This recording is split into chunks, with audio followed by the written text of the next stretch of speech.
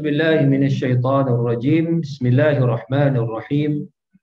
الحمد لله رب العالمين وبه نستعين على أمور الدنيا والدين، والصلاة والسلام على أشرف المرسلين وعلى آله وصحبه أجمعين. رب اشرح لي صدري ويسر لي أمري واحلل عقدة من لساني يفقه قولي. اللهم صل وسلم وبارك على سيدنا محمد، طب القلوب ودوائها وعافية الأبدان وشفائها ونور الأبصار وضيائها وعلى آله وصحبه وبارك وسلم تسليما كثيرا. اللهم افتح لنا أبواب الخير وأبواب البركة وأبواب النعمة وأبواب الرزق وأبواب الصحة وأبواب السلامة وأبواب القوة وأبواب العلم وأبواب الجنة. Amin ya rabbal alamin. Alhamdulillah, para penonton, para jemaah sekalian, kaum muslimin muslimat, khususnya jemaah Masjid Kasim. Assalamualaikum warahmatullahi wabarakatuh. Semoga antum semua para jemaah dalam keadaan sihat walafiat. Mudah-mudahan amin ya rabbal alamin, dijauhkan kita daripada segala bencana, penyakit berjangkit yang berbahaya, dan mudah-mudahan diberikan kita kesihatan, keselamatan dunia akhirat. Amin ya rabbal alamin. Para penonton rahimakumullah, kita seperti biasa teruskan pengajian kita indahnya bersama Rasulullah sallallahu alaihi wasallam di syurga. Ini tajuk buku dia. InsyaAllah pada hari ini kita nak membicarakan, sebelum ni kita membicarakan tentang amalan-amalan, bagaimana nak bersama baginda, kelebihan amalan tersebut dan sebagainya lah. Jadi hari ini kita nak melihat, sebelum ni amalan, hari ini amaran. Sebelum ini amalan-amalan, hari ini iaitu amaran Rasulullah sallallahu alaihi wasallam, penyakit buta mata hati. Kalau mata tak nampak, hati nampak, itu masih okey lagi. Tapi ada orang mata celik tapi hati dia buta. Itu apa maksud di dalam Islam? Jadi di sini kita nak membicarakan tajuk berkenaan amaran Rasulullah sallallahu alaihi wasallam tentang penyakit buta mata hati. Bukan buta mata tapi hati jadi buta. InsyaAllah kita akan lihat di sini, ini perkara yang cukup berbahaya sekali, sehingga kan para ulama menyatakan antara penyakit yang paling teruk buta mata hati. Apa maksud buta mata hati ini kita akan lihat nanti setelah kita membaca surah Al-Fatihah. Mudah-mudahan Allah Subhanahu wa taala melindungi kita daripada penyakit buta mata hati dan dijauhkan juga daripada buta mata pun, na'udzubillah juga. Dan mudah-mudahan Allah taala mengurniakan kepada kita kesihatan hati yang sihat, badan yang sihat, selamat, sihat dunia akhirat. Amin ya rabbal alamin. Ala hazihi niyah وعلى كل نية صالحة وإلى الحبيب المصطفى صلى الله عليه وآله وسلم وإلى جميع المؤمنين والمؤمنات. الفاتحة. أعوذ بالله من الشيطان الرجيم. بسم الله الرحمن الرحيم. الحمد لله رب العالمين الرحمن الرحيم مالك يوم الدين إياك نعبد وإياك نستعين اهدنا الصراط المستقيم صراط الذين أنعمت عليهم غير المغضوب عليهم ولا الضالين. Amin ya rabbal alamin. Alhamdulillah para jemaah, insyaAllah hari ini kita membicarakan tentang amaran. Sebelum ini amalan-amalan, hari ini amaran Rasulullah sallallahu alaihi wasallam tentang penyakit buta mata hati. Baik, apa beza antara buta mata yang fizikal dengan buta mata hati, buta hati nurani? Bezanya, kalau orang yang mata tak nampak tapi selalunya hatinya bersih, dia akan melahirkan sifat yang baik. Dia tahu walaupun dia tak nampak, tapi ada orang buta tapi boleh baca Quran, ada alat dia, dan dia tak nampak tapi hati dia sentiasa inginkan kebaikan. Dia tahu benda tu baik, benda tu buruk. Orang yang buta mata hati sebaliknya, dia mata nampak tapi hati dia nampak sebalik. Orang yang buta mata hati ni secara umumnya, maksud di sini ialah benda yang baik, jelas benda baik, dilihatnya benda buruk. Benda mungkar, benda yang jelas, benda yang jahat, jenayah. Ini benda bukan saja salah undang-undang, dari segi syariat pun jelas salah, dia nampak benda tu baik. Benda jahat dilihatnya benda baik dilihat benda jahat. Dan dia mempertahankan pula. Ini yang antara dalam Al-Quran ada menyebut khatamallahu ala qulubihim. Allah chop, maknanya butakan mata hati mereka. Ini golongan munafik di Madinah, di mana mereka telah melihat kebenaran Islam, melihat kebenaran Rasulullah, tapi mereka ingkar, degil, tak mau terima kebenaran, dan mereka melawan pula nak memastikan dakwah Rasulullah terpadam. Maka Allah Ta'ala tutup mata hati mereka. Dah benda jahat dilihat baik, benda baik dilihat jahat balik. Begitu juga kaum musyrikin, ada di kalangan mereka yang memang sudah dicop hati mereka, tidak dapat melihat lagi kebenaran sebab mereka degil sangat. Dah lihat depan mata kebenaran, macam kita lihat matahari dia. Ini matahari, tak, dia ingkar. Dia kata Islam jelas, Rasulullah bercakap benar, dia tak mau terima. Dia dah nampak. Jadi Allah Ta'ala tutup. Contohnya antaranya Abu Lahab, pakcik Nabi, di mana diturunkan surah Al-Lahab ni nak menerangkan Abu Lahab ahli neraka. Padahal dia masih hidup ketika itu. Jadi maknanya dia sampai mati pun dia tidak akan beriman, maknanya sudah Allah cop hati dia. Sebab orang ni terlalu degil sangat, jahat sangat. Padahal dia tahu kebenaran Rasulullah SAW, maka ditutup, butakan mata hati. Baik, ada pun tentang amaran Rasulullah SAW. Sebab apa punca penyakit buta mata hati? Kita lupakan dahulu yang orang-orang dulu. Kita bimbang kita ni pula na'udzubillah terkena penyakit buta mata hati, tidak dapat melihat kebenaran sebagai kebenaran. Ada yang melihat benda benar, dilihatnya benda jahat. Ini kita tak mau. Benda jahat, dilihatnya benda baik. Macam setengah-setengah orang melihat kahwin laki-laki dengan laki-laki. Ini jelas Al-Quran menerangkan ini benda fahishah. Nabi Lut alaihissalam mengatakan benda fahishah, Rasulullah pun. Maknanya benda ini benda salah dalam Islam, benda fahishah, benda buruk, mungkar, benda jahat. Ada orang mati-mati mengatakan ini benda baik. Yang paling menyedihkan, ini ada orang Islam malahan dia mempertahankan ini bagus, laki-laki kahwin laki-laki. Nanti takut yang kita bimbang, nanti dibolehkan mak kahwin dengan anak, bapa kahwin dengan anak, adik-beradik pun boleh kahwin. Yang paling lagi teruk, kahwin dengan binatang. Ini pun dah terdengar kisah-kisah pelik-pelik macam. Jadi Islam dah jelaskan benda ada yang boleh, ada yang tak boleh.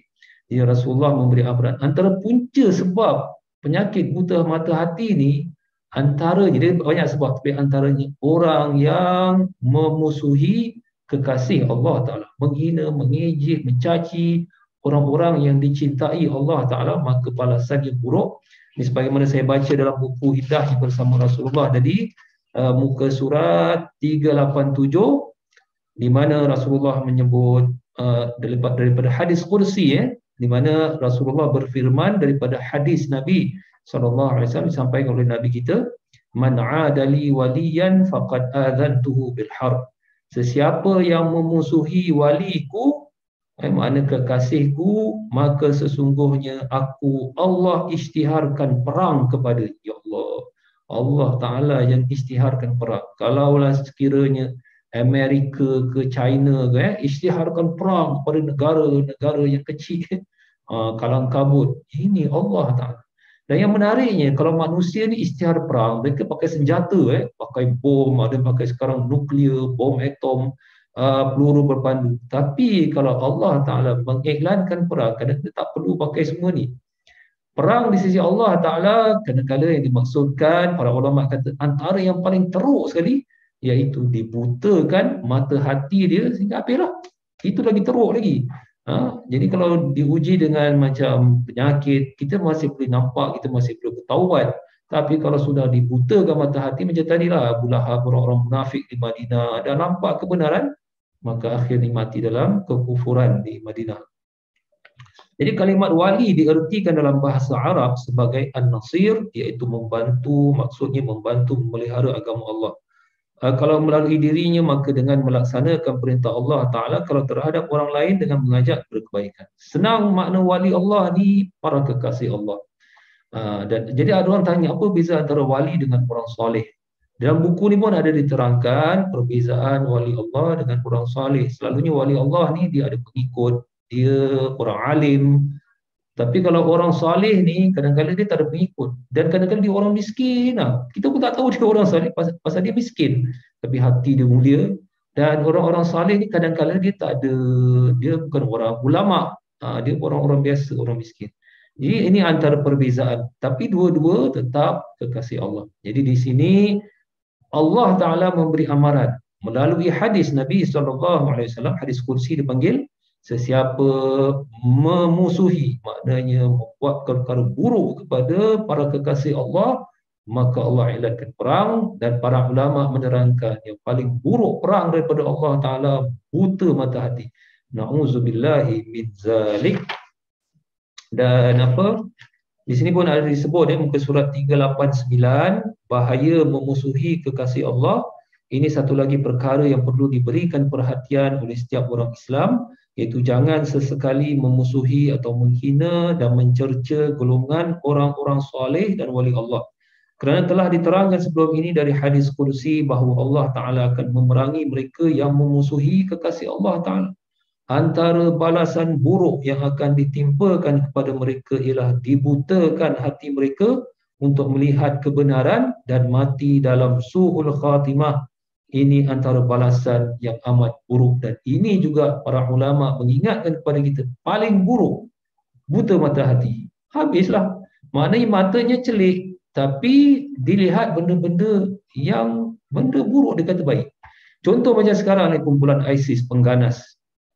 Dia Islam, Masya Allah. Macam ISIS ni macam ibarat golongan Khawarij yang hidup pada zaman Sayyidina Osman, zaman Sayyidina Ali, pemerintahan Sayyidina Ali radhiyallahu anhu makin kuat dia. Golongan Khawarij ni, dia ibadahnya hebat. Ini yang peliknya. Dia ibadahnya hebat, zikirnya hebat, tapi dia mudah mengkafirkan orang. Sehingga kan dia kafirkan Sayyidina Osman, dia kafirkan Sayyidina Ali, mengkafirkan Muawiyah, habis sahabat-sahabat dikafirkan dan menghalalkan perbuatan membunuh para sahabat. Yang bunuh Sayyidina Ali siapa tuan-tuan? Kumpulan Khawarij. Mereka ibadah kuat, zikir kuat, kadang-kadang qiyamul lail pun kuat. Tapi Allah Ta'ala butakan mata hati. Pasal apa? Dia memusuhi kasih Allah, mencaci, mengutuk orang-orang saleh, maka Allah butakan mata hati. Orang macam ini ibadah hebat pun, kalau ada hati dah dibutakan, Allah tidak dapat melihat kebenaran habis. Macam Rasulullah menceritakan, di mana ada orang yang ibadahnya kuat, sembahyang kuat, tapi dia menyakiti jiran.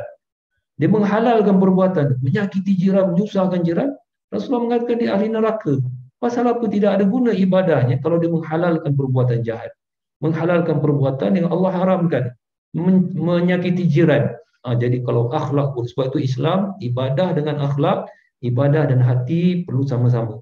Kalau ibadahnya bagus, hati sudah dibutakan Allah Ta'ala sebab perangai buruk, habislah. Macam kumpulan Khawarij yang mana habis mau dibunuh orang Islam, ada kata ni benda baik. Sebab tu benda jahat dilihat baik, benda baik dilihat jahat. Ini kumpulan Khawarij. Dan sekarang ni masalah golongan ISIS, golongan-golongan pelampau pengganas. Sekarang Masya Allah, ke Boko Haram dan macam-macam lagi. Abu Sayyaf yang kita bimbang juga di Filipina juga ya.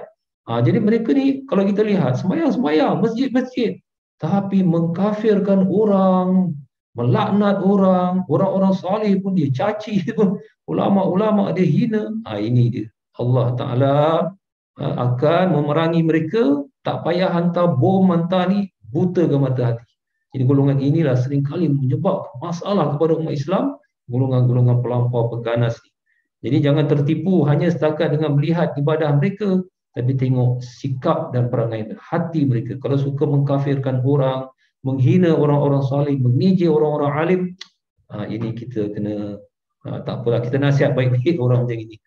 Jadi ini yang disebutkan di sini para jemaah. Baik, persoalan di sini para penonton rahimahullah, siapa itu golongan orang-orang saleh?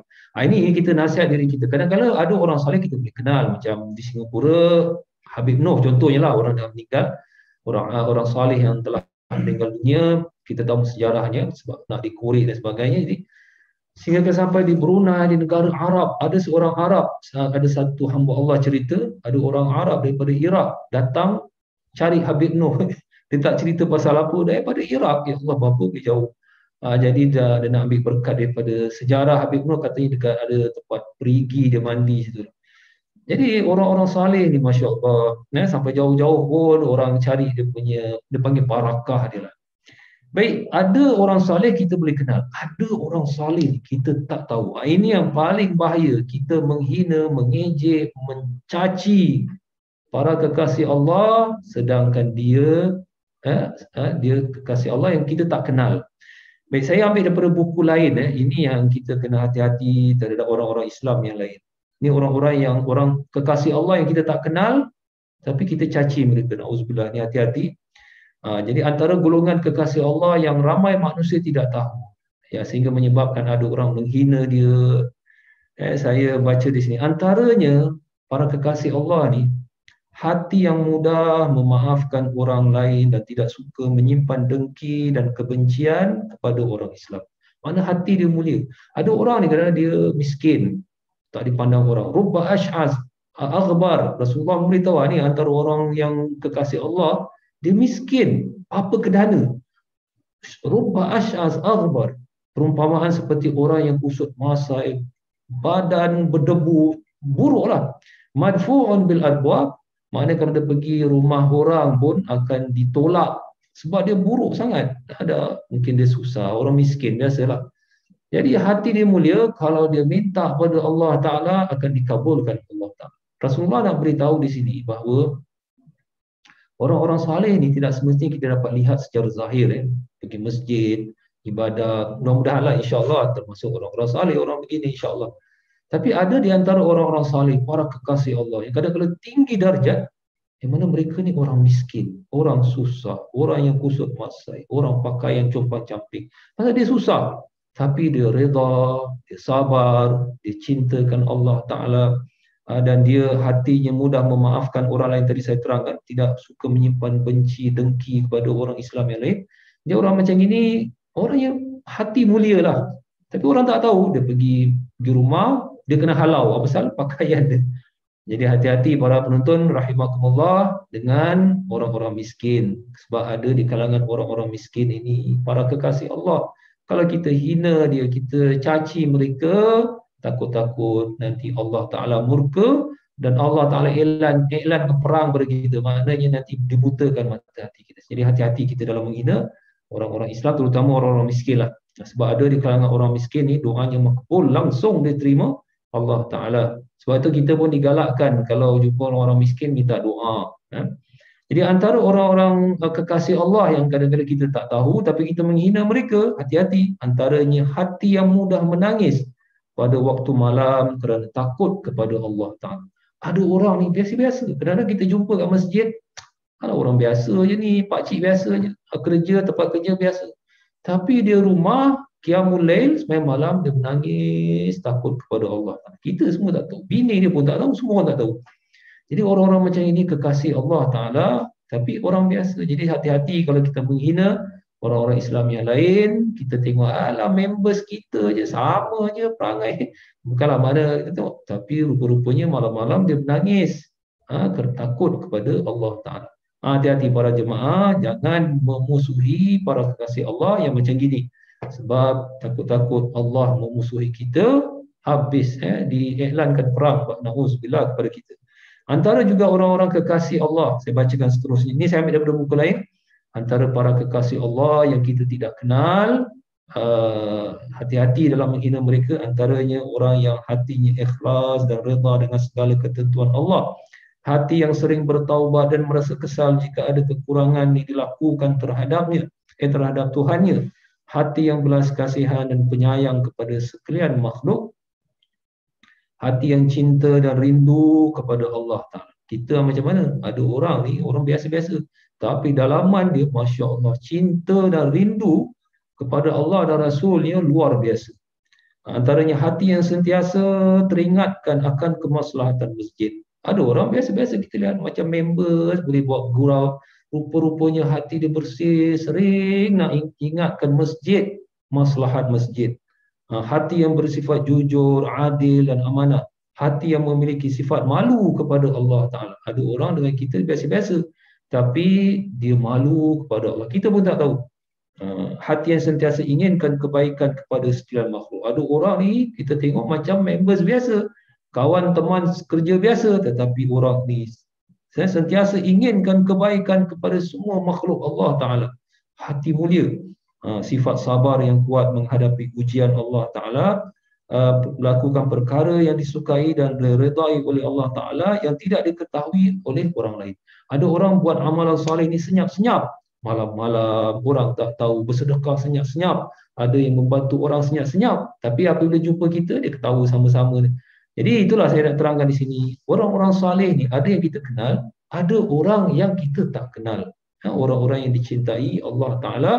Jadi hati-hati di sini, menghina, mencaci, melaknat, mengutuk, sedap keluar cakap, sedap mengata orang, sedangkan orang yang kita hina, orang yang kita caci, dia kekasih Allah Ta'ala, wali Allah yang kita tidak tahu. Sehingga kan takut-takut saya dah baca hadis tadi, man adali wadiyan faqad azantuhu bil harb, sesiapa yang memusuhi, maknanya mencaci, mengutuk para kekasih Allah, wali Allah, maka Allah mengiklankan perang kepada orang tersebut.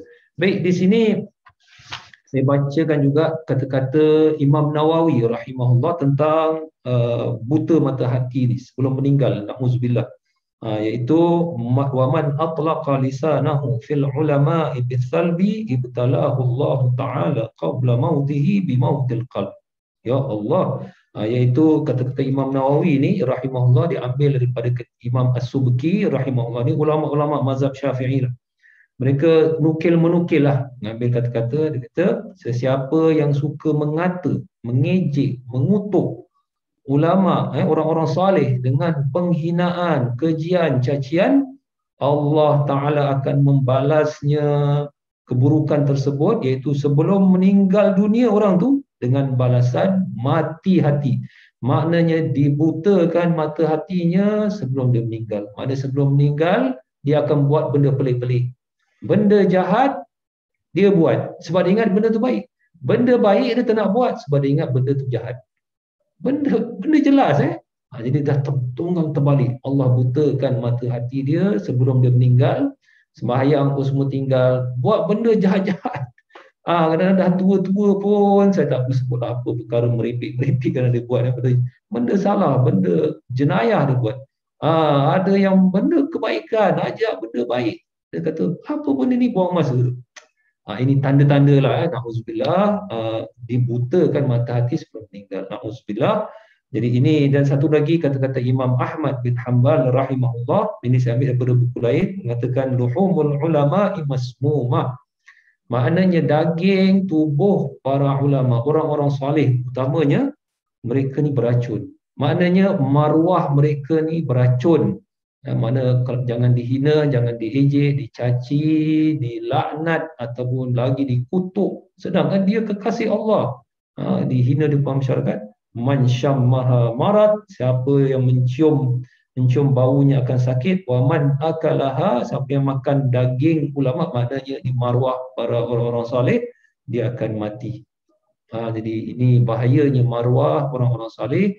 Ada yang kita kenal, kita takut ini orang macam Habib Noh, kita takut jangan cakap sama orang. Tapi ada orang saleh, dia miskin, orang macam biasa macam kita, tapi macam saya terangkan tadi, hati dia mulia. Hati dia takut kepada Allah, ingatkan masjid, tidak ada perasaan dengki kepada orang Islam, inginkan kebaikan kepada seluruh makhluk Allah. Dan hati dia mulia, tapi zahir macam orang biasa. Kita hina dia, kita kutuk dia, kita main-mainkan dia, kita jadi takut-takut. Ini maruah kekasih Allah. Maknanya takut nanti siapa yang mencium, mana merosakkan maruah orang tersebut, akan sakitlah dia, sakit mata hati dia. Kalau permulaan masih boleh diubat, tapi kalau sudah di khatamallahu ala qulubihim, cap Allah Ta'ala cap dia, habislah. Harapan tipis untuk husnul khatimah, untuk selamat ketika meninggal. Jangan sampai kita meninggal su'ul khatimah. Sebelum saya akhiri, saya mengingatkan kepada para jemaah kita semua bahawa di sana banyak orang-orang yang buta mata, tapi dia orang-orang soleh pasal hati dia mulia. Tapi berapa ramai orang di sana yang mata dia celik, terang, tak pakai mata pun. Tapi hatinya buta pasal dia lihat benda jenayah, dia tolong. Macam Thailand semua ni. Dia bercakap ni bagus. Orang pergi masjid, dia kata ini semua orang pergi masjid teroris. Semua dah tak tahu. Ni penyakit buta mata hati. Tapi ya ada orang masih boleh berubat, tapi ada yang langsung tak boleh berubat. Na'udzubillah. Jadi itu saja tajuk kita, amaran Rasulullah berkenaan orang yang buta mata hati. Saya akhiri, subhanakallahumma wa bihamdika asyhadu an la ilaha illa anta astaghfiruka wa atubu ilaik. Sallallahu ala sayyidina Muhammad wa ala alihi wa sahbihi wasallam. Alhamdulillahi rabbil alamin. Wassalamualaikum warahmatullahi wabarakatuh.